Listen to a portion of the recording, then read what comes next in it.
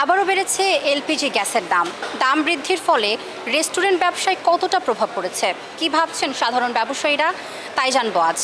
চলুন জেনে আসি। জ্বালানি তেলের পর 18 দিনের ব্যবধানে আবারও বাড়ল এলপিজি গ্যাসের দাম। 12 কেজি সিলিন্ডারের দাম 212 টাকা বাড়িয়ে 1940 টাকা নির্ধারণ করেছে বাংলাদেশ এনার্জি রেগুলেটরি কমিশন। এতে চলতি মাসেই 2 দফায় 12 কেজির এলপিজির দাম বেড়েছে 599 টাকা। রাজধানীর রেস্টুরেন্টগুলোর বেশিরভাগই খাবার তৈরি হয় এলপিজি গ্যাস দিয়ে। গ্যাসের দাম বাড়ায় আনুষঙ্গিক খরচ বাড়ছে, তাই খাবারের দাম বাড়ানোর চিন্তা করছেন ব্যবসায়ীরা। ব্যবসা যে আপনার ধরে রাখবে ওরকম সিচুয়েশন নেই। আপনার প্রত্যেকটা ওনার কর্তৃপক্ষ এখানকার প্রত্যেকটা সিস্টেমে আপনার এরকম ডাউনফল। তাদের জন্য তো এটা অবশ্যই কষ্টের ব্যাপার, মানে এটা তো তাদের নর্মালি যে জীবনযাপনের উপরে তো এটা অবশ্যই একটা মরার উপরে খাড়ার গা। না, এখন আর আগের মতো ব্যবসা নাই। আগে যে ব্যবসা ছিল, আগে 1300 টাকা গ্যাস আসছিল, মনে করেন ব্যবসা করে একটু মজা আসলো। এখন গ্যাস হলো 1900 টাকা। এই 1900 টাকা গ্যাস আই নাম পোষায় না ব্যবসা বাণী করে, কথা বুঝছেন? এই অবস্থা। আর চিনির দাম হইলো 110 টাকা, ব্যবসাতে পোষায় না।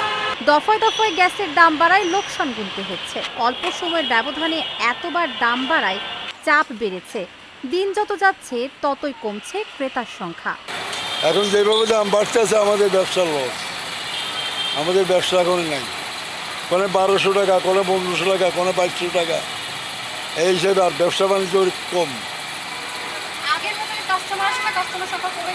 কাস্টমার এখন 3 ভাগের 1 ভাগে নাই। এখন কেন দ্রব্যমূল্যের দাম চাহিদা বেশি, শাকসবজির দাম বেশি, শসার দাম বেশি। পেঁপে ছিল এরকম 10 টাকা কেজি, 40 টাকা কেজি, এখন তো আগের পারতেছে না। ব্যবসায়ীরা বলছেন গ্যাসের দাম বাড়ায় বিপাকে পড়তে হচ্ছে।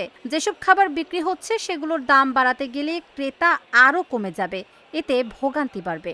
আমাদের আগে সেল ছিল প্রায় গড়ে 30,000 টাকা ডেলি, বা 20,000, 30,000-এর মতন। এখন প্রতিদিন সেলটা 10, 12, 15, 16, 17-এর ভিতরে আছে।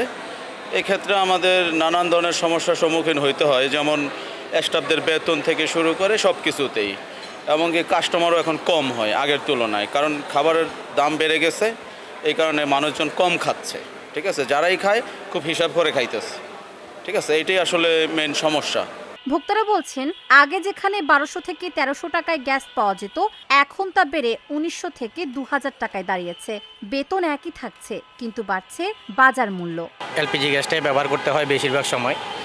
তো এটার দাম বাড়ার কারণে মূলত মিডল ক্লাস ফ্যামিলি যারা, তারাই বেশিরভাগ ভোগান্তিতে পড়তেছে দাম বাড়ার কারণে।